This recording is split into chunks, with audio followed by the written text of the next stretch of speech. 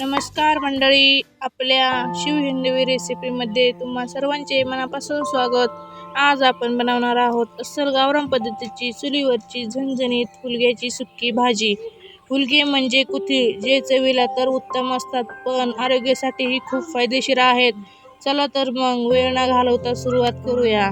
इथे मी मध्यम आकाराचे 2 कांदे घेतलेले आहेत. ते आपण अगदी बारीक असे चिरून घेणार आहोत.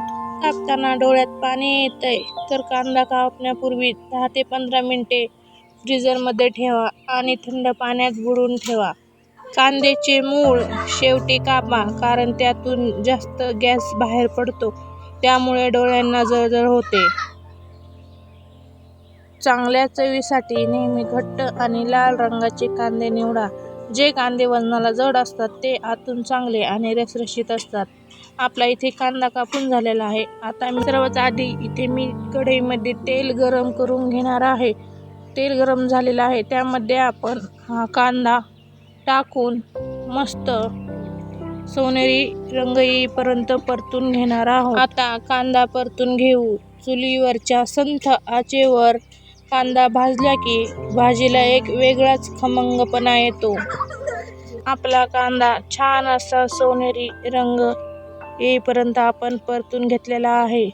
आता त्यामध्ये आपण 1 चमचा जिरे, 1 चमचा हळद टाकून मस्त असं 1 ते 2 मिनिटं फ्राय करून घेऊ. आता मस्त असा आपला कांदा फ्राय झालेला आहे. त्यामध्ये मोड आलेले हुलगे टाकून घेणार आहे. तेही छान असं परतून घेणार आहोत. आता यामध्ये 1 चमचा लाल तिखट घालून तेही 5 मिनिटं आपण परतून घेऊया.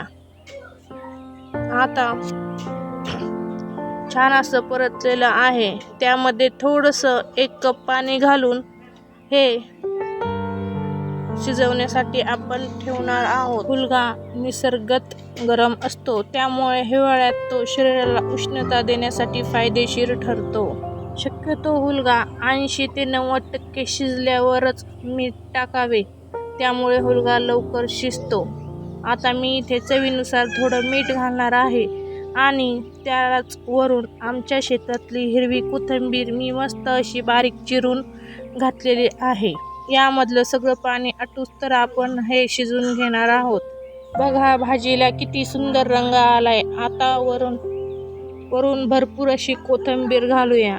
आपली चुल्यावरची हुलग्याची सुक्की भाजी तयार आहे. ही भाजी ज्वारीच्या किंवा बाजरीच्या गरम गरम भाकरीसोबत अप्रतिम लागते. तुम्हाला ही रेसिपी कशी वाटली हे कमेंट करून नक्की सांगा. व्हिडिओ आवडला असेल तर लाईक करा आणि अशाच अस्सल गावरान रेसिपीसाठी चॅनलला सबस्क्राईब करायला विसरू नका. पुन्हा भेटूया अशाच एका चविष्ट रेसिपीसह. धन्यवाद.